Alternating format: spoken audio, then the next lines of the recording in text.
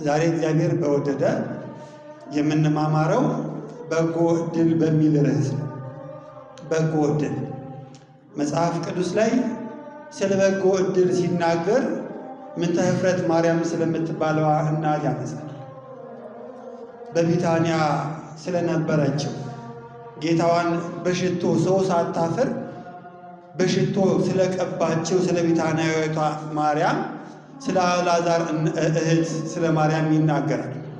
በሉቃስ ወንጌል ምዕራፍ 10 ከቁጥር 38 ጀምሮ ያለውን ክፍል ስንመለከት ጌታ ወደ አልዓዛር እህቶች ቤት ወደ ቢታንያም ገባ። በዚያም በገባበት ሰዓት ላይ ማርያም ከጌታ እግር ስር ተቀምጣ ቃሉን ትሰማ ነበረ።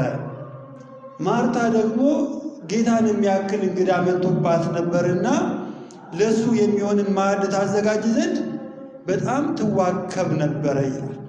ከዚያ ይሄኛው ደረሰ ይሄ አልደረሰም በሚል ስስት ውስጥ ሆና ዞር ስትል እህቷ ቁጭ ብላ ቃልን ከጌታዋ ስትሰማ ትመለከታለች። ጌታ ሆይ አለች። ጌታ ሆይ እኔ ጌታ መጥቶብኛል እንግዳ መጥቶብኛል ብዬ እባክናለሁ። እሷ ቁጭ ብላለች። እኔ ብቻዬን ስደክም አይገድህምን? አይገድህም አለች። የኔ ድካም አይታይህም ወይ አለችና ማርያም እንድታግዘኝ ላካት አለች። ማርታ ማርታ ሆይ ስለምን በብዙ ትደክሚያለሽ? በብዙም ትባክኛለሽ። የሚያስፈልግ ጥቂት ወይም አንድ ነው። ማርያምስ በጎን ዕድል መረጠች። ማርያምስ በጎን ዕድል መረጠች፣ ከእርሷም ዘንድ አይወሰድባትም ማለት። እዚህ ክፍል ላይ ያለውን በጎ ዕድል ስንመለከት ቃለ እግዚአብሔርን መስማት፣ ከጌታ እግር ቁጭ ብሎ ሕይወትን የሚሰሩበትን ምስጢር ማወቅ ማዳመጥ እንደሚጠቅም እዚህ ክፍል ላይ እናያለን። ስለዚህ ማርያም የመረጠችው በጎ ዕድል ደግሞ ማንም የማይቀማት እጅግ የሚገርም ዕድሏ ቁጭ ብሎ መማሯ ነበረ ማለት ነው። በነገራችን ላይ በጎ ዕድል ምንድን ነው? ሁለት ሰው ልጠይቅ እስቲ። አንድ ሰው በጎ ዕድል ማለት ምን ማለት ነው? ወይም ደግሞ ዕድል ማለት ምን ማለት ነው? ወንድሞች፣ ዕድል ማለት ዕጣ ማለት ዕጣ ነው። ሰዎች ያልደከሙበትን ወይም ደግሞ ከደከሙበት እጅግ በላይ የሆነን ነገር እንደ ክስተት ማግኘት ማለት ነው። እንደ ክስተት ማግኘት ማለት ነው። ዕድል የሚገኝ ከፈጣሪ ብቻ ነው። ከፈጣሪ ብቻ። ምክንያቱም አንድ ሰው ዕድለኛ ነው ተብሎ የሚነገርለት ሳንቲም ይዞ አንበስ ወይ ሰው ብሎ የሚወረወርለት ሰው ሁለት ሆነው ከሆነ 50% ነው ዕድሉ። 50% ነው። ከሁለት አንድ ነው ማግኘት የሚችለው። ነገር ግን በዚህም ሲወድቅ አንበስ የመረጠን አንበስ እንዲሆንለት ሊያደርግ የሚችለው ብቸኛው ጌታ ብቻ ነው። ተአምር ነው ማለት ነው። ክስተት ነው ማለት ነው። ዕድል እንዲህ ነው። ሰዎች ከደከሙበት በላይ ወይም ደግሞ ያልደከሙበትን ነገር እንዲሁ ማግኘት ፍጹም አስገራሚ ስጦታ ነው ዕድል ማለት ነው። መጽሐፍ ቅዱስ ላይ በጣም ብዙ ሰዎች ዕድል አግኝተዋል። ዕድል ማለትን ስናነሳ ያ ዕድል ሰዎች ያላገኙት ዕድል ነው። አንድ ጊዜ ለምኖ ብዙ የተፈጸመላቸው ሰዎች አሉ። አንድ ጊዜ ለምነው ብዙ ጊዜ የተፈጸመላቸው ሰዎች። ይሄ ማለት ምን ማለት ነው? ዕድልን በሌላ ቋንቋ በመጽሐፍ ቅዱስ ቋንቋ ስናስበው መንገዱ የቀናለት ማለት ነው።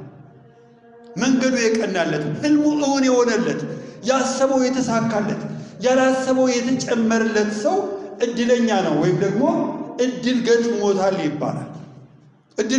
ይባላል።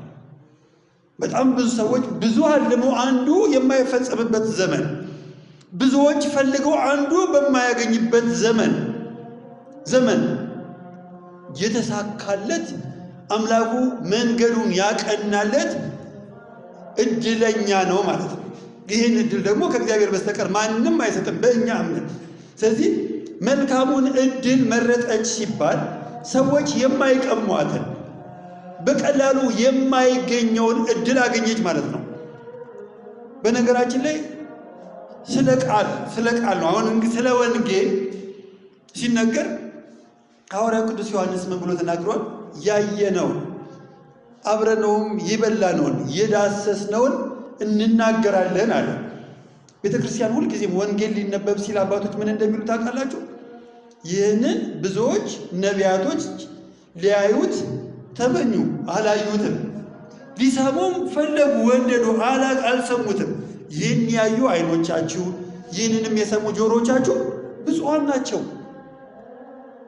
ብዙዎች የሚፈልጉት የነበሩ ሰዎች ያላገኙትን ያገኛችሁ እናንተ፣ የሰሙ ጆሮቻችሁ፣ ያዩ ዓይኖቻችሁ ብፁዓን ናችሁ ተብላ ነው ቤተክርስቲያን የምትናገረው። ከዚያስ እንደሰማን ደግሞ እንጠቀምበት ዘንድ እዝነ ልቦናችንን ክፈትልን ብላ ደግሞ ትለምናለች። ስለዚህ የቃሉ በር የተከፈተላቸው የቃሉ ደጅ የተከፈተላቸው ሰዎች በጣም ጥቂቶች ናቸው። ብዙዎች ቢሆኑም እንኳን በእምነት የተዋሃዳቸው ጥቂቶች ናቸው። መስማትንስ ትሰማላችሁ አይደል? ግን አታስተውሉ። ይሄ ብዙዎች በተሰበሰቡበት ቦታ ለሰሙት ጥቂቶች የተነገረ ነው። ብዙዎች ይሰማሉ፣ የሚያዳምጡት ጥቂቶች ናቸው። እግዚአብሔር ቃሉን ሲሰጥ ለሕይወትም ለፍርድም ይሰጣል አይደል? ለሕይወትም ለፍርድም ይሰጣል። ስለዚህ እነዚህ መልካሙን እድል የተሰጣቸው ሰዎች ሰምተው ከሕይወታቸው ጋር የሚያዋህዱት ሰዎች እንደሆኑ መጽሐፍ ይናገራልና በጎ እድል ማለት ሰዎች ያልደከሙበትን ነገር ማግኘት፣ ሰዎች ክስተታዊ የሆነ ነገርን ማግኘት፣ ከእግዚአብሔር ብቻ የሚሆንን ነገር ማግኘት ማለት ነው። ስለዚህ ዛሬ እኛ እዚህ ጋር ቁጭ ብለን ስንሰማ ይሄንን ነገር እንድንሰማ እድሉን የሰጠን ማን ነው? እግዚአብሔር ነው። ይህንን እድል ያላገኙ በጣም ብዙ ሰዎች ስላሉ እኛ ከፍለን የሰጠነው ጊዜ አይደለም። እግዚአብሔር ለእኛ ያበጃጀው ጊዜ ነው። ስለዚህ እድል ለተወደዱ ሰዎች፣ ለተመረጡ ሰዎች፣ ከብዙዎች ጥቂት ለሆኑ ሰዎች የሚወጣ ነገር የሚሰጥ ነገር ነውና ይህንን አሁንም እንደ ቀልድ እንዳታስቡት ማለት ነው። ስለ እድል ሲነገር በጣም ብዙ ጊዜ የሚነገርለት አንድ ሰው አለ። አብርሃም እድሜውን ሁሉ መካን ሆኖ እንደኖረ ታውቃላችሁ። ከዚያ በኋላ አንድ ብርቅዬ ልጅ እግዚአብሔር ሰጠው። እሺ የሚል አባቱን የሚያጸድቅ ልጅ ይስሐቅ አድጎ ለአቅመ አዳም ሲደርስ አብርሃም ግራ ገባ። አብርሃም እግዚአብሔርን ለመነና ለልጄ ለይስሐቅ የሚሆንን ሚስት ስጥልኝ ብሎ መጀመሪያ በልቡ ከተናገረ በኋላ ሎሌውን ምን አደረገ? ሂድ ከከነዓን ሴቶች መካከል ለልጄ ሚስትን እንዳታመጣ፣ ልጄ እግዚአብሔርን ከሚፈራ ትውልድ ሊቀላቀል ይገባዋል አለ። ስለ ይስሐቅና ስለ አብርሃም በጣም የሚያውቅ እንደራሴ የሆነ ሰው ነው ያ ሎሌ። ለልጄ ለይስሐቅ አምጣለት ብሎ ይስሐቅ አብርሃም በመዋዕለ ሥጋዌው በነበረበት ሰዓት ስለ ልጁ ሲያወራ ለልጄ ምን አይነት ሚስት ቢሆን ይሻለው፣ እግዚአብሔር ምርጥ ሚስት በሰጠው እያለ እድሜውን ሲለምን ሲያስብ ነበርና እሱ ያልቻለውን ነገር ለሎሌው ላከው። ለልጄ ለይስሐቅ ሚስትን አምጣ፣ ከልጅነቴ ጀምሮ የጠበቀኝ በመንገድ ከአባቴ ከተማ አውጥቶ ጎዳናዬን ያቀና መንገዴን ያቀና አካሄዴን የሚያውቅ እርሱ አምላኬ በፊት መልአኩን ይሰዳል፣ ለልጄ የምትሆነው ሚስት አንተ ይሰጥሃል አለ። ከዚያ ጌታ ሆይ እሷ እምቢ ብትለኝ ምን አደርጋለሁ አለ። በጣም የሚያስጨንቅ ነገር ነበረ። ሂድ፣ እሷ እምቢ ካለች ከዚህ ነገር አንተ ነፃ ነህ፣ ነገር ግን ሂድ አለው። ከዚያ ሄደ። ልጅ አባት ለልጁ ሚስት ያላገኘ ሎሌ ባሪያ እንዴት ለጌታው ሚስት ያገኛል እያለ ብቻውን ሲያሰላስል ቆየና መጨረሻ ላይ የአባቴ የጌታዬ የአብርሃም አምላክ እግዚአብሔር ሆይ ጌታዬ ለኔ ከባድ ነገር አዞኛል፣ ስለዚህ እኔ በዚህ ስፍራ ሆኜ አንተን እለምንሃለሁ፣ በዚህ ስፍራ ቆሜ እኔ ውሃ ጠጣኝ አጠጭኝ ስላት መታ ለአንተ ጠጣ ግመሎችህንም አጠጣሃለሁኝ የምትለኝ እርሷ ሴት ለጌታዬ ሚስት ትሆን ዘንድ አንተ የመረጥካት ናት አለ። አንተ የመረጥካት አለ። ገና ልመናውን ሳይጨርስ መጽሐፍ ቅዱስ የሚናገረው ቃል ነው። ኦሪት ዘፍጥረት ምዕራፍ 24 ላይ ገና ልመናውን ሳይጨርስ አንዲት የምታምር ብላቴና ወደ እርሱ ዘንድ እስራን ተሸክማ መጣች። ከዚያ እሱ በውሃው ጉድጓድ አፍ ላይ ተቀመጠና አንቺ ሴት ውሃን አጠጭኝ አላት። ቀርታ ጨርሳ እስክትሸከመው ድረስ ከጠበቀ በኋላ ከዚያ እንስራዋን አወረደችና ከዚያ ላይ ለሷ ውሃ ሰጠችው። እሱ የጠየቀው ምንድነው? አጠጭኝ ነው ያላት። ከዚያ በኋላ እጅግም ውብ ነበረችና እግዚአብሔር የሚያደርገውን ነገር እመለከታለሁ እያለ ዝም ብሎ ትክ ብሎ ይመለከታት ነበር ነው የሚለው። ግመሎቼን አጠጭኝ ሳይል ከዚያ ድጋሚ ወረደችና እየቀዳች 10 ግመሎችን አጠጣችለት። ከዚያ እግዚአብሔርን አመሰገነ። መንገድን ያቀና ለጌታዬም የምትሆን ሚስት የሰጠኝ አንተ እግዚአብሔር ነህ አለና ተናገረ። ከዛ በመካከል ወደ ቤቷ ከገባች በኋላ እግዚአብሔር መንገድን አቅንቷልና አታዘግዩኝ እያለ ሲናገር እንሰማለን። ስለዚህ አንድ ሰው ገና እንደለመነ የሚሳካለት ሰው እድለኛ ነው። እግዚአብሔር ድካሙን ያገዘው ብዙ ሰዓት ለፋ ብላ የተባለ ሰው ነውና እድል በዚህ ልክ ነው የሚሰጠው ማለት ነውና ከዚያ ባሻገር ሌላው ምንድነው? በጎደል ይሄ ነው ማለት ነው። በጎደል ማለት ይሄ ነው። በቃ ሰዎች ጥቂት ደግሞ ብዙ ማግኘት ያው እንደ ጥያቄና እንደ መልስ ስላደረጉን ክፍሉ ሲሰጠኝ በዛ መንፈስ ነው የምናየው ማለት ነው። ሌላ ሁለተኛው ምንድነው?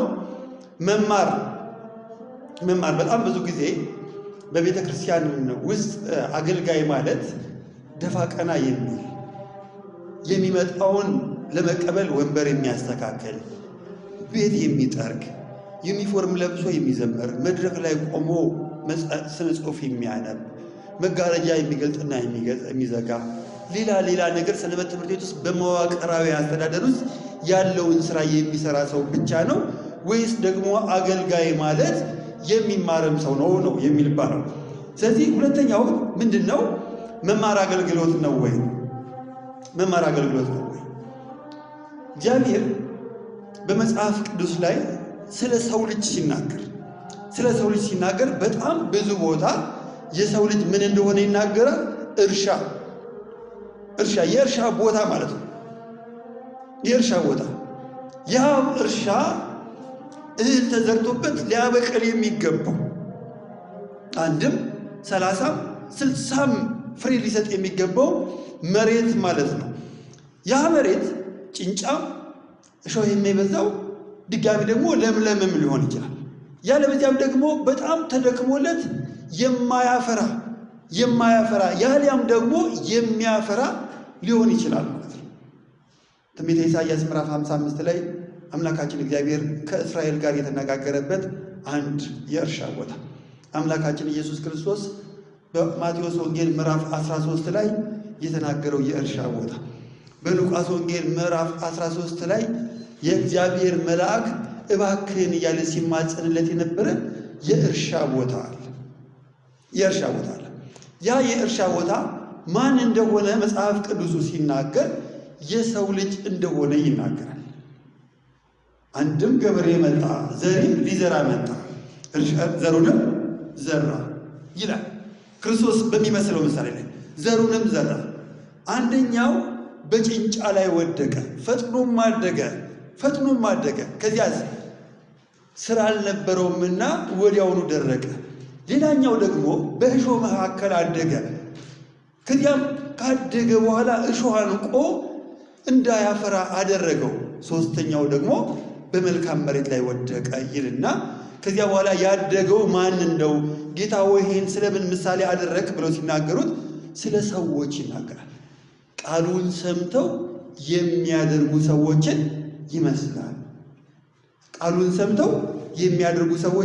ይመስላል።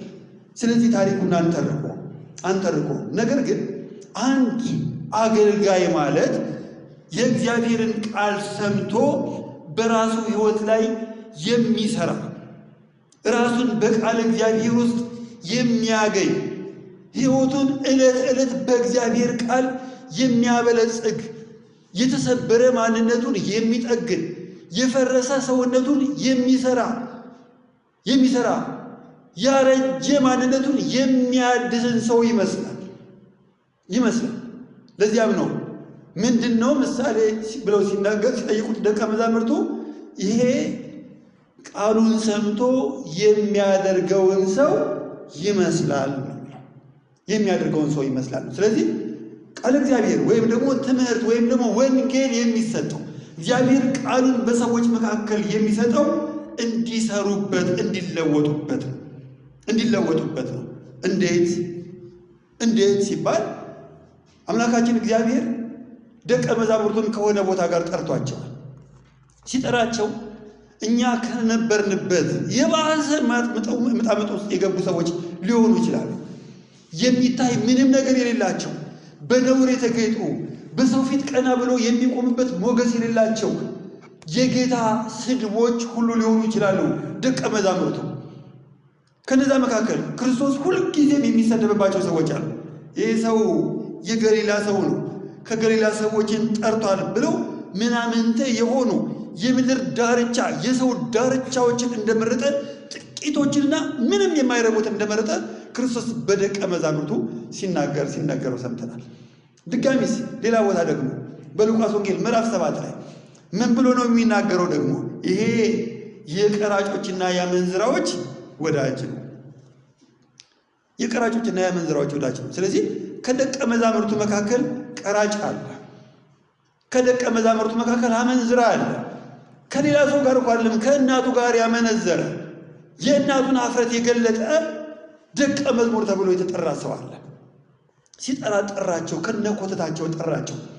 ቃሉን በሰሙ ቁጥር ዕለት ዕለት በእርሱ ፊት እያደጉ ነበር የሚሄዱት። ከዛስ ምን አደረገ ጌታ ክርስቶስ? አባት ሆይ የሰጠኸኝን ሁሉ በስምህ ጠበቅኳቸው አለ።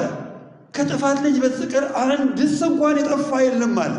ሁልጊዜም እየተለወጡ እያደጉ እየተመነደጉ መጥተው ነበርና እየሰሙ እየተሰሩ መጥተው ነበርና ይህን አድርጓል ማለት። ስለዚህ መጽሐፍ ቅዱስ አገልጋይ ማለት የአገልግሎት ጣራ ሰምቶ የሚያደርግ ነው። ምክንያቱም የመጥምቁ ዮሐንስ ስብከት ምንድን ነው? የመጥምቁ ዮሐንስ ስብከት እነሆ ለንስሐ የሚሆን ፍሬ የማያፈራ ዛፍ ሁሉ ይቆረጣል። ለንስሐ የሚሆን ፍሬን የማያፈራ ዛፍ በሙሉ ይቆረጣል። ወንጌል ምንድን ነው የሚያስተምረው? መንግሥተ ሰማያት ቀርባለችና ንስሐ ግቡ። ስለዚህ አንድ ሰው ፍሬም በራሱ ሕይወት ውስጥ ለማፍራት መዳዳቱ መታገሉ ነው አገልጋይ የሚያስብለው።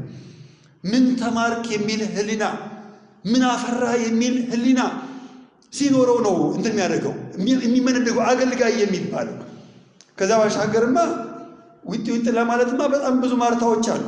በጣም ብዙ ማርታዎች በጌታ ፊት የማይረባ የሚመስል በጌታ ያልተወደደ ነገር የሚያደርጉ እነ ማርያም ማንም የማይቀማቸውን እድል የሚመርጡት ቁጭ ብሎ ሲሰሙ ሰምተው ራሳቸው ላይ ሲሰሩ ነው።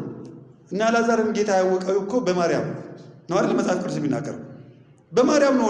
እነ አልዓዛር የታወቁት አንዲት ሴት አመንዝራ የሆነች ሴት መታ በሉቃስ ወንጌል ምዕራፍ 7 ላይ በመሬት ውስጥ ወድቃ በግንባሯ በፀጉሯ እግሩን እያበሰች በእንባዋ እያጠበች ያላትን ጥሪቷን በእስራኤል ላይ አፍሳበት ክርስቶስን ዘመድ ባደረገች በአንዲት ሴት። ያቺ ሴት ክርስቶስን ዘመድ ካደረገች በኋላ የቃል መስራት ልዩነቱን ስታውቅ ከዚያ በኋላ ምን አደረገ? ወደ ቤቷ መጣ። እንግዳዋ ለመሆን ደፈረ። በነዛ ቤት ውስጥ ገብቶ ለመስተናገድ ፍጹም አይሰቅቀውም። ራሷን የሰራች ራሷን ያገለገለች በአገልግሎት የተለወጠች ሰው ስለሆነች አልዓዛርን አውቆት አልዓዛር እኮ ታሞብኛል፣ ወንድሜ ታሞብኛል፣ ሊሞትብኝ ነው ብላ ደብዳቤ ጻፈችው እኮ ይቺው ደግናት። መልካሙን ዕድል የመረጠችው ራሷን በቃል እግዚአብሔር የሰራችው ናት ይህን ያደረገችው። ስለዚህ ሰው ራሱን ባገለገለ ልክ እግዚአብሔርን የሚያክል ጌታ እየተዛመደ ነው የሚመጣው። ምክንያቱም ሰው ራሱን በቃል እግዚአብሔር አገለገለ ማለት አካሄዱን ከማን ጋር አደረገ ማለት ነው? ከእግዚአብሔር ጋር አደረገ ማለት ነው። አካሄዳቸውን ከእግዚአብሔር ጋር ያደረጉ ሰዎች ደግሞ የእግዚአብሔር ምርጥ ወዳጆችም ናቸው።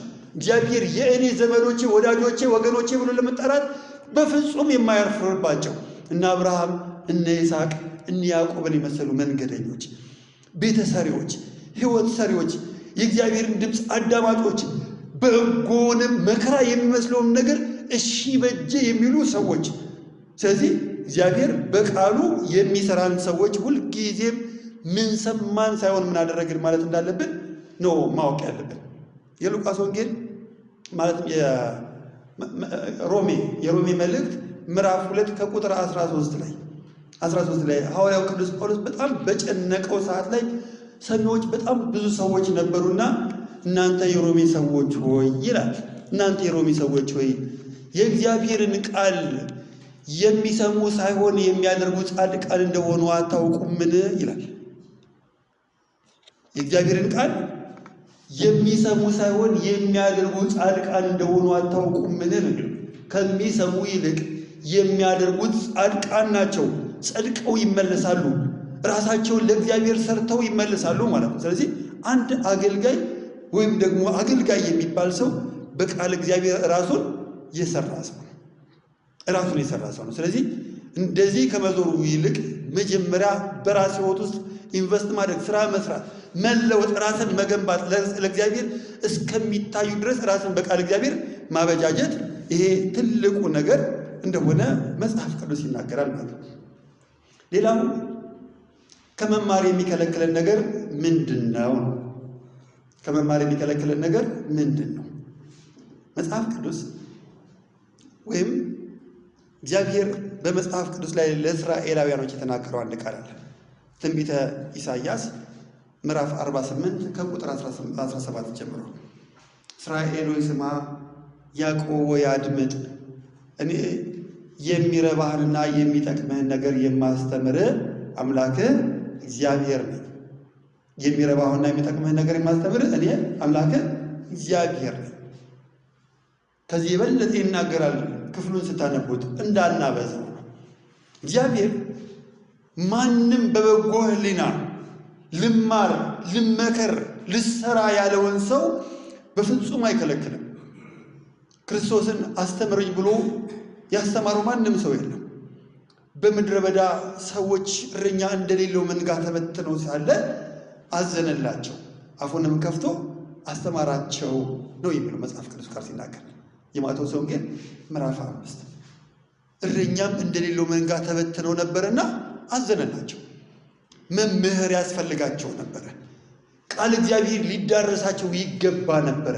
ያለ አስተማሪ እምነት ያለ እምነትም መዳን እንደማይቻል ያውቅ ነበርና አፉንም ከፍቶ አስተማራቸው የሚል ቃል አለ።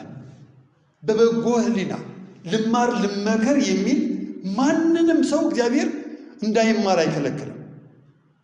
የሐዋርያት ሥራ ምዕራፍ 10 ላይ እግዚአብሔርን የማያውቅ የማያምን ቆርኔሌዎስ በጎ ነገርን የሚያደርግ ያለ መካሪ በጎ ስራን ያደርግ የነበረ ሰው የእግዚአብሔር መልአክ መጥቶ መርዶክዮስ ሆይ እነሆ መጽዋዕትህ በእግዚአብሔር ፊት ለመታሰቢያነት አረገልህ፣ ነገር ግን የሚቀር ትልቅ ነገር አለና ምን ማድረግ እንዳለብህ ታውቅ ዘንድ ሂድ፣ በስምዖን ቆዳ ፋቂው ዘንድ ስምዖን የሚባል እንግዳ አለና እሱን አስጠራ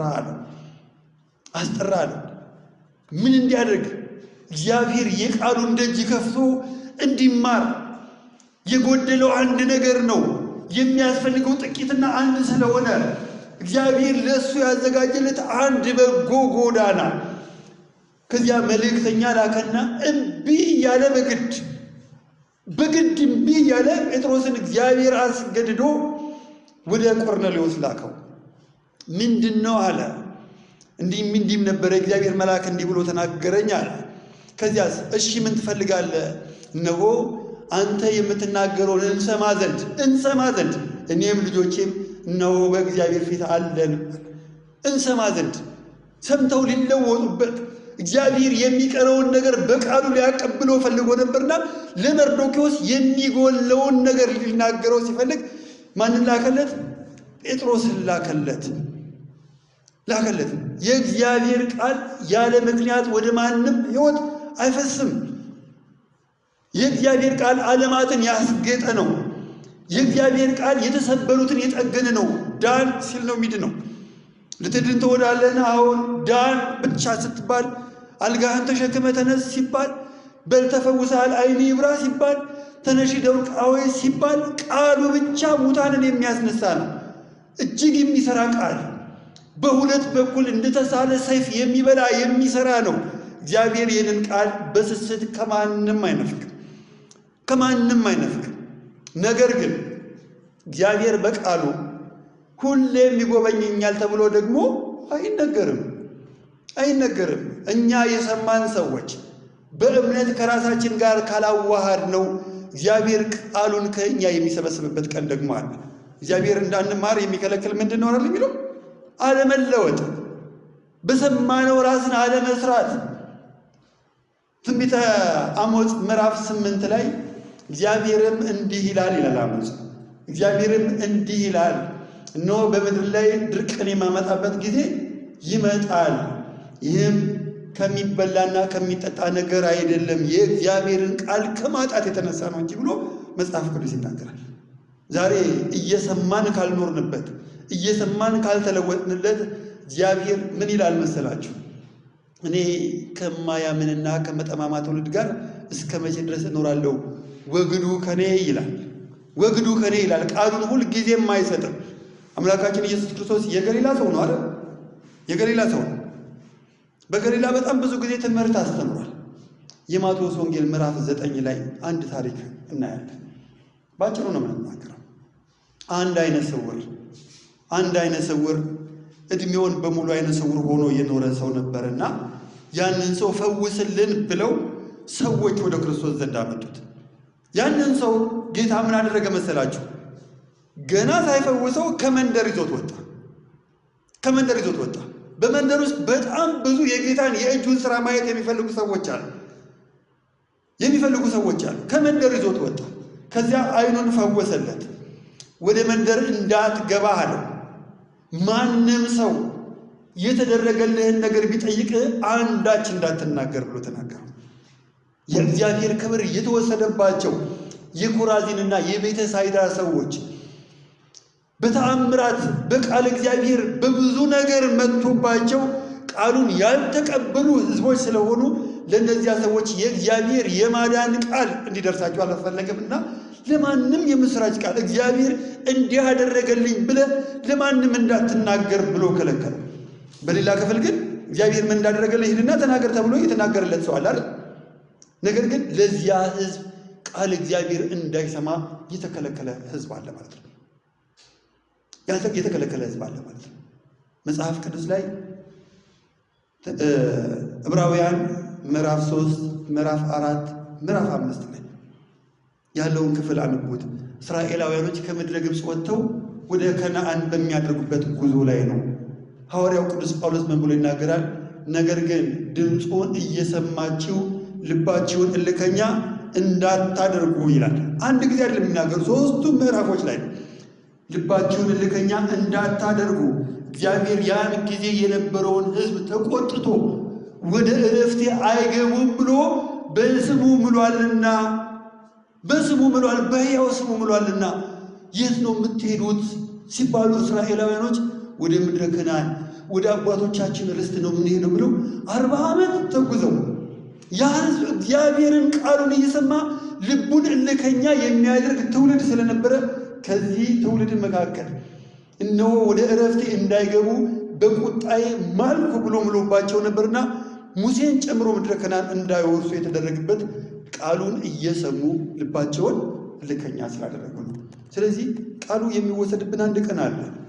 መስማት የወደድነውን ነገር ትናንትና እንድናደምጥ እንድንኖርበት ተናግሮን የነበረ ነገር ትዝ እንኳን እንዳይለን ከህሊናችን ያንን ቃል ወስዶ ባዶ ብልቃጥ አድርጎ የሚያስቀምጥበን አንድ ቀን በቃል እግዚአብሔር ራብ የምንጎዳበት የሆነ ቀን እግዚአብሔር በምድር መካከል ያመጣል።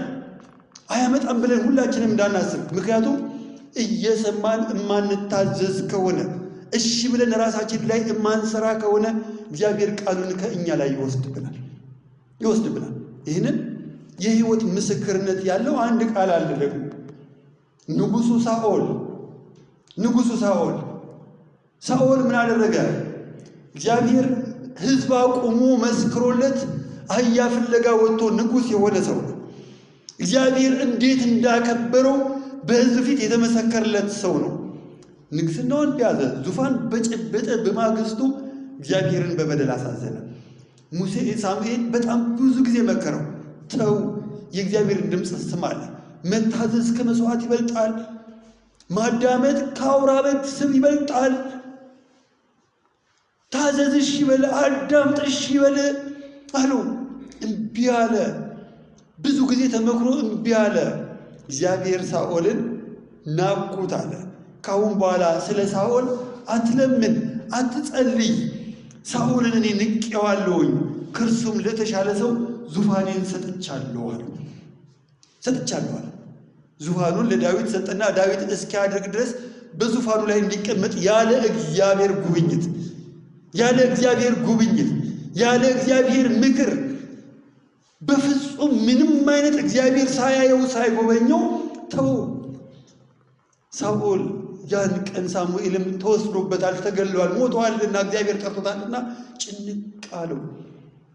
ምን ላርጋልና የሳሙኤል መቃብር ፊት ቦታ ሄዶ አንድ መናፈስ ጠሪ ሙት አስነሺ ጠርቶ ድግምትሽን ድገሚ፣ እግዚአብሔር ስለኔ የሚናገረውን ነገር መስማት እፈልጋለሁ፣ ሳሙኤል ሆይ ምክረኝ ብዬ እምቢ ያልኩትን ምክር እንዲመክረኝ ላድርጋለና ይዟት ሄደ። እሷ ገና ድግምቷን ሳትጀምር እግዚአብሔር ሳሙኤልን አስነሳው። ጮኸች። ምን አየሽ አላት።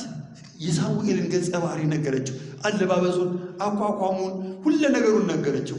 ሳሙኤልም እንደሆነ አወቀና በግንባሩ በምድር ላይ ተደፋ። ሳሙኤል ወደ ሳኦል መጣ። ስለምን ፈለግከኝ አለው። እግዚአብሔር አልጎበኘኝም፣ በሕልምም በሰውም በቃልም አልተናገረኝም። እግዚአብሔር ዝም ስለኝ ግራ ገባኝ አለ። ስለዚህም ስለ እኔ የምትነግረኝ ነገር ካለ ልሰማ ከሙት አስነሳው አለው።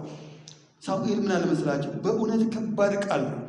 እግዚአብሔር ከናቀ ጠላትም ከሆነ እኔ ምን አደርግልሃለሁ? እግዚአብሔር ከናቀ ጠላትም ከሆነ እኔ ምን አደርግልሃለሁ? እህቶች፣ ወንድሞች፣ በጣም ብዙ ሰዎች ቅድም ይሄኛው አንደኛ ሳሙኤል ምዕራፍ 28 ላይ ያለ ቃል ነው። የህይወታችሁ መርህ አድርጉት። ድጋሚ ቅድም የጠቀስኩላቸው የሮሜ መልእክት ምዕራፍ 2 ላይ ደግሞ ያለ ቃል አለ። በእውነት ከልባችሁ ከላይ ጀምራችሁ አንብቡት። ዛሬ መናፍቅ መሆን ምን ማለት እንደሆነ፣ ሰዎች ሃይማኖታቸውን የሚክዱበት ምክንያት ምን እንደሆነ ከዚህ ቃል ታነቡታላችሁ። እግዚአብሔርን በእምነት አልተቀበሉትም፣ ቃሉን በእምነት አልተዋሃዳቸውም ነበርና የስህተትን አሰራር እውነት ብለው እንዲቀበሉ እግዚአብሔር ለማይረባ አእምሮ አሳልፎ ሰጣቸው። አልታዘዙትም ነበርና ባልታዘዙት መጠን፣ እሺ ባላሉት መጠን የስህተትን አሰራር ያምኑ ዘንድ የስህተትን አሰራር አሜን እውነት ነው ብለው እንዲቀበሉ እግዚአብሔር አእምሮአቸውን ለማይረባ አእምሮ አሳልፎ ሰጣቸው ነው የሚለው። እሺ የማይሉትን ሰዎች አሁን ዛሬ የመናፍቃኑ ድሮ ኦርቶዶክስ እያለው ጣዖት ቤት ሄድ ነበር፣ እጥጣ ሰክር ዘቡት ነበረ ብለው ነው የሚናገሩት። የምግባር ድህነት ቃሉን ሰምቶ አለማድረግ ነው የሃይማኖት ድህነት የሚያመጣው። ስለዚህ የምግባር ድሃው በሙሉ ይሰበሰብና እግዚአብሔር ለብ ሲልበት ሲያስጨንቀው እንትፍ ብሎ ሲተፋቸው እነሱ እውነት ነው ብሎ የስህተት አሰራር ውስጥ ይገባሉ። ስለዚህ ቃልን መራም ማለት እየሰሙ አለማወቅም ጭምር ነው። የስህተት ትምህርትን መማርም ጭምር ነው እንጂ መራብ ብቻ አይደለም። ንስሐ አትግቡ የሚለውን ብቻ አይደለም። ዛሬ ንስሐ ሰባኪዎች እነሱ ናቸው። ነገር ግን በምንም ምክንያት ስህተት ውስጥ እንደገቡ የሮሜ መልእክትን በደንብ አድርጋችሁ አንብቡት። ስለዚህ እግዚአብሔር ቃሉንም የሚወስድበት እንዳንማርም የምንከለከልበት ጊዜ አለ አይደል? አለ። እንደ ሳኦል ግራ የምንጋባበት የመካሪ ያለ የመምህር ያለ ብለን የምንለምንበት የሆነ ቀን ይኖራል ማለት ነውና ይህንን ልብ ብለን ልናስብበት ይገባል ማለት ነው። ከዛ ሌላ የሌሊት አድራሻችን የት ነው? የሌሊት አድራሻችን የት ነው? ሰው በጣም ብዙ ጊዜውን የሌሊቱን ብዙውን ጊዜ የሚያሳልፈው ተኝቶ ነው አይደል? የኃጢአት ሌሊትን ከሚጠቀሙት ሰዎች ሌላ ማጆሪቱ ማንም ሰው ሁልጊዜም ሌሊት ነገም ከነገ ወዲያም እንደዚህ ኃጢአቶቹን ላይሰራ ይችላል። ብዙ ሌሊቶች እኛ ተኝተን ነው የምናሳልፋቸው። እህቶች ወንድሞች፣ በጣም እንዳንዘናጋ። እኛ ስንተኛ ትራሶቻችንን የሚያበጃጅልን ማለት የማይተኛ ጠባቂያችን እግዚአብሔር ነው። የማይተኛው ጠባቂያችን እግዚአብሔር ነው። ድንገት በሌሊቶች መካከል እኛ ቀና የምንል ከሆነ ያችን ሌሊት ልናያት የሚገባ ልናሳይም የሚገባው ራሳችንን በሰማያት ላለ ለእግዚአብሔር ሌሊታችንን እንዴት ማሳለፍ አለብን? የሌሊት አድራሻችን የት ነው የምትለዋል በአጭሩ ልመለስና ምክንያቱም ወደ ታችን ሌላ ነገር ስላለ 2-3 ጊዜ እንዳደጋግመው ብዬ ነው። ስለዚህ ሰው ሌሊት መኝታ እንቅልፍ ማለት ትንሹ ሞት ማለት ነው አይደል? ትንሹ ሞት ማለት ነው። ስለዚህ አንዳንድ ሰዎች ተኝተው የሚሄዱ ሰዎች አሉ። የሚሄዱ ሰዎች ማለት ነው በህልማቸው የሚሄዱ ግን በህልማቸው ሆኖ አካላቸው ከአልጋ ላይ ተነስተው ልብስ ለብሰው ተነስተው በር ከፍተው የሚወጡ ሰዎች እንዳሉ እኔ አውቃለሁ። የኔ ቤተሰብ የሆነ ሰው አውቃለሁ። ስለዚህ ምን አይነት ከባድ ነገር እንደሆነ ማወቅ እንችላለን ማለት ነው። ከባድ ነገር እንደሆነ ስለዚህ ሰው ተኛ ማለት ሞተ ማለት እንደሆነ ማወቅ አለብን። የኛ ጌታ በእውነት እስራኤልን የሚጠብቅ አይተኛም ከቶም አያንቀላፋም የሚባለው ለእኛ እኛ ስንተኛ ነገ እንድንነቃ በሌሊት በምንም ነገር በትራስ ታፍነን በሆነ ነገር ታፍነን እንዳንሞት በዛው እንዳንቀር ሌሊቶቻችንን የሚጠብቅ እግዚአብሔር ነው የሚጠብቀውና ሌሊትን ሁል ጊዜም መጠቀም ካለብን ከቀን በበለጠ ነገር ልንጠቀምባት እንደሚገባ የመጽሐፍ ቅዱስም የቤተ ክርስቲያንን ማስተማር ነው። የክርስቶስ ሕይወትም ማስተማር ነው። በነገራችን ላይ የክርስቶስ ሕይወት ሌሊት በጣም ብዙ ጊዜ ለሰዎች ነው ተላልፎ የሚሰጠው። ለክርስቶስ ግን ሌሊት ብርቅ ናት፣ በጣም ብርቅ ናት። ይህንን መጽሐፍ ቅዱስ ላይ ባለው ነገር ውስጥ እናየዋለን። ሁለተኛው ያለው ያዕቆብና ኒቆዲሞስ በሌሊት ምን ያገናኛቸዋል? አንድ የሚያደርጋቸው ነገር ምንድን ነው? ይህንን ከማንሳቴ በፊት ቅድም ስላነሳነው ስለ ሌሊት እናነሳለን። ስለ ክርስቶስ ሌሊት። ክርስቶስ መቼ ነው የተወለደው? በየትኛው ሰዓት ላይ? ሌሊት አይደል? ሌሊት። ክርስቶስ የተነሳው በስንት ሰዓት ላይ ነው? ሌሊት። ክርስቶስ የተሰቀለው መቼ ነው? በስንት ሰዓት ነው? በ6 ሰዓት አይደል? የተሰቀለው ስንት ሰዓት ነው? 6 ሰዓት አይደል? 6 ሰዓት። ከ6 ሰዓት ላይ እስከ 9 ሰዓት ድረስ ምንድን ነበረ? ጨለማ፣ ሌሊት ማለት ነው አይደል? ሌሊት። የቀን አጋጣሚ እንኳን አውቆት በሌሊት የጀመረውን ተግባሩን ሌሊት ሊያደርግ ነው ያጨለማል። በቃ የበለጠ ድክም ያለ ፀሐይም ጨረቃም እንዲጋረዱ ጨረቃ እንኳን የጨረቃነት ስራዋን እንዳትሰራ ከፀሐይ የወሰደችዋን ብርሃን እንዳታበራ ደም ነው ያስመሰላት። ከዋክብትም ስራቸውን ትተው ደግሞ ረግፈዋል። በቀን የጀመረውን ነገር ክርስቶስ በመጽሐፍ ቅዱስ ላይ የጌቴሰማኒ ስራ በሌሊት ነው የተሰራው። የጥምቀቱም ስራ በሌሊት ነው። ጥምቀቱም ሌሊት ነው። መጽሐፍ ቅዱስ የሚናገራቸውን እውነቶች ነው የምነግራቸው። ከዚያ ሌሊትን እንዴት አደረገ ተብሎ ሲነገር ደግሞ ከሐዋርያቱም ተለይቶ ወደ ተራራ ወደ ደብረ ዘይት ሄደ፣ ይጸልይም ዘንድ እንደዚህ ሆነ። ደቀ መዛሙርቱን ያስደነገጠበትም ተአምር ያደረገበትም ጊዜ በእኩለ ሌሊት በጣም በአራተኛው መንፈቅ ላይ በባህር ላይ እነሱ ተጨንቆ በነበረበት ሰዓት ላይ ተአምር ልናደርግላቸው የመጣው በሌሊት ነው። ሌሊት በጣም ትልቅ ስራ እግዚአብሔር የሚሰራበት ሰዓት፣ እግዚአብሔር ጆሮ የተከፈተበት የብዙዎችን ልመና ሊሰማበት የሚፈልግበት ቀን። በአምልኮት ደረጃ እኛ የምናውቃቸው በጣም ብዙ የእምነት ተቋማቶች አሉ። የእምነት ተቋማት እንበላቸውና የሌሊት የአምልኮት ስርዓት ያለው የት ነው? ኦርቶዶክሳዊት ቤተክርስቲያን ላይ አይደል? ኦርቶዶክሳዊት ቤተክርስቲያን። ስለዚህ ሌሊት ቁም ነገር ናት። ሌሊት የህይወት ትልቅ ስጦታ ናት። የሌሊት እድል ፈንታም ጭምር ናት። በጣም ብዙ ሰዎች የሚገርሙ ነገሮችን ያደረጉት ደግሞ በሌሊት ነው። ከነዚህ ሰዎች መካከል አንደኛው ያዕቆብ ምንድን ነው ያደረገው በሌሊት? ያዕቆብ ሲወለድ እናውቀዋለን አይደል? መንትያ ወንድም እንዳለው ያልተሳካለት ታጋይ እንደነበረ እናውቃለን። በኩር ለመሆን ሲታገል ቆይቶ ቀንጥሎት በወንድሙ የተቀደመና በሰውም በእግዚአብሔር ፊት ውስጥ ማፀን ከፋይ ተብሎ በኩርና የተሰጠው ለማን ነበር? ለኤሳው ነበር። ከማፀን የጀመረውን ትግሉን እውን ያደረገው እግዚአብሔር የልጅነት ህልሙን የፈጸመለት በሌሊት ነው። ኦሪት ዘፍጥረት ምዕራፍ 30 ምዕራፍ 31 ስናነበው እግዚአብሔርም ከያዕቆብ ጋር ትግል ጀመረ። ታግሎ ጭኑን ነካው። ከዛ በኋላ ሰውነቱ ተንቀጠቀጠ። እግሩን ያዘና ተቀመጠ። ረጅም ጊዜ ቁጭ አለ። ምንድነው ፍላጎት አለው። እባክህን አሁንስ ቀላ፣ ፀሐይ እየወጣች ነው፣ ሰዎችም ሊመላለሱ ነውና ሰው እንዳያየኝ እባክህ ልቀቀኝ አለው። በፍጹም ከልጅነት የጀመርኩት ትግል ነው። እኔ ያዕቆብ ማፀን ከፋች በኩር መሆን እፈልጋለሁ። ለእግዚአብሔር የተሰጠ ምርጥ ስጦታ መባል እፈልጋለሁና ካልባረከኝ አልለቅህም አለው። ከዚያ ስሙን ጠየቀው። እስራኤል የሚል ስም ሰጠውና ባረከው።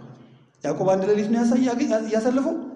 ሌላ ሌሊት ደግሞ ጠላት ያለበት ሰው እስራኤላውያኖች በሌሊት ይጓዙ ነበር አለ። በሌሊት እግዚአብሔር በብርሃን ሌሊቱን ይመራቸው ነበር።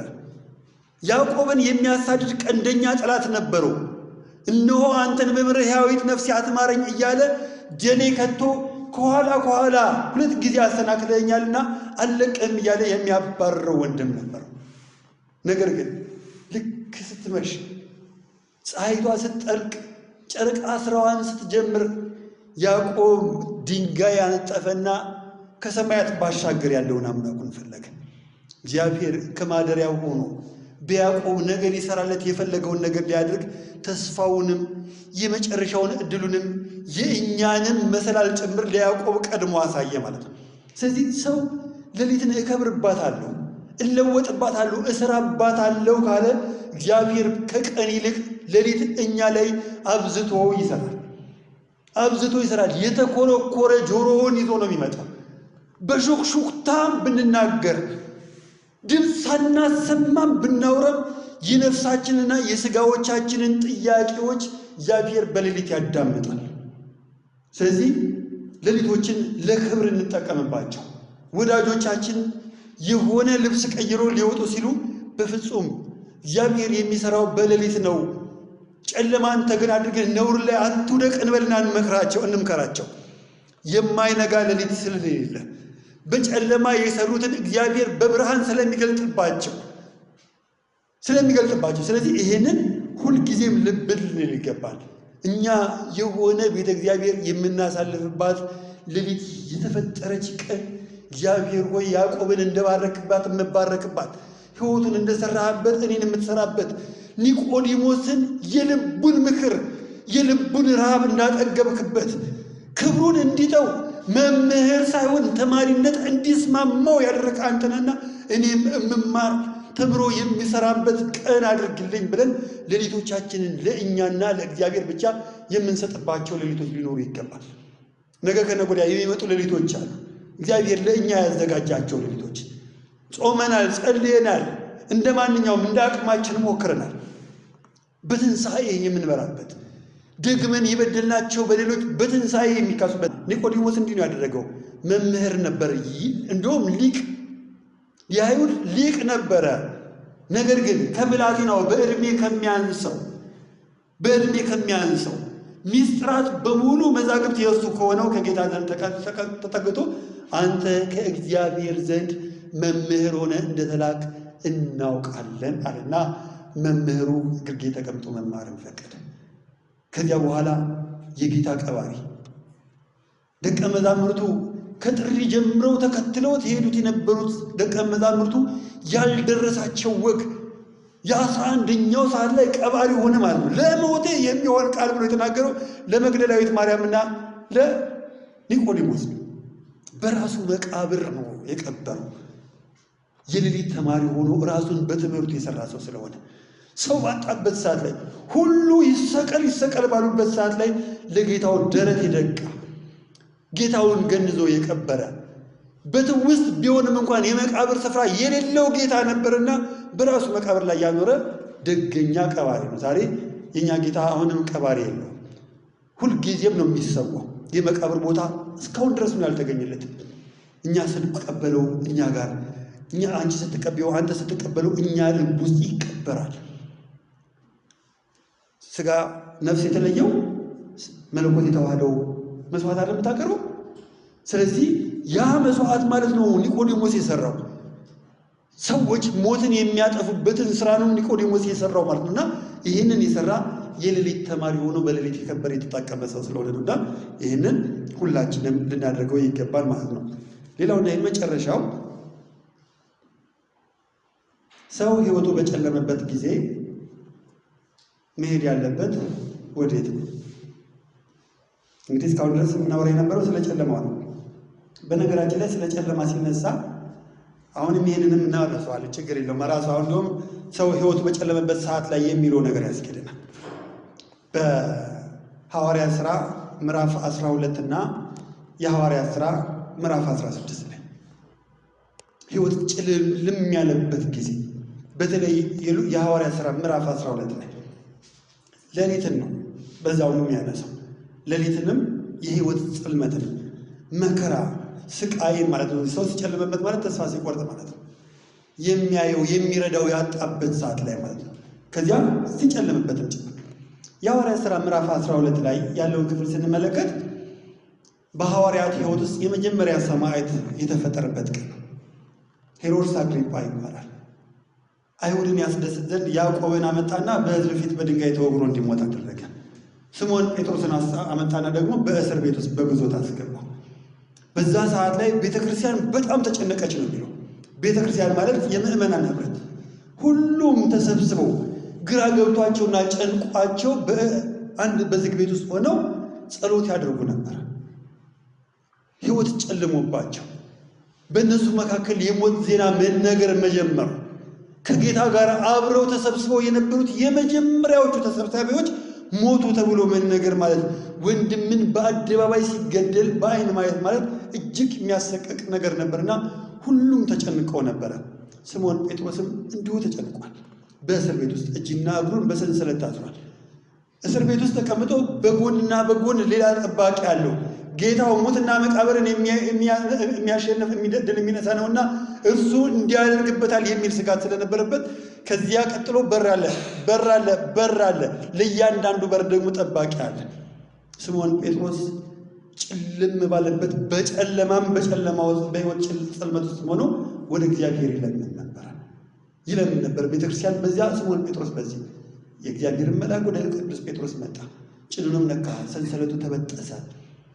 ከዚያ ተነሳለው፣ ተነሳ፣ ወጡ። በሩ እያወቀ ይከፍትላቸው ነበር ይላል። ከዚያ በዚያ ሄዶ በሌሊት ወንድሞቹ ጋር ደረሰ። እዛ ድረስ ሸኘውና የእግዚአብሔር መልአክ ተሰወረው። ስምዖን ጴጥሮስ ህልም የሚያይ ነበር የሚመስለው መጽሐፍ ቅዱስ ሲናገር። ህልም የሚያይ ምክንያቱም አንደኛም ጽልመት ነው፣ የሌሊት ተግባሩ ህልም ነው። እግዚአብሔርን የሚያምኑ ሰዎችና የሚያከብሩ እሺ የሚሉት ሰዎች የሚያልሙት ህልም እንኳን እውን እንደሚሆንላቸው ማሳያም ጭምር ነው። ወጣ ሄደ። ከዚያ የእግዚአብሔር መልአክ በበሩ ላይ ተሰወረበት።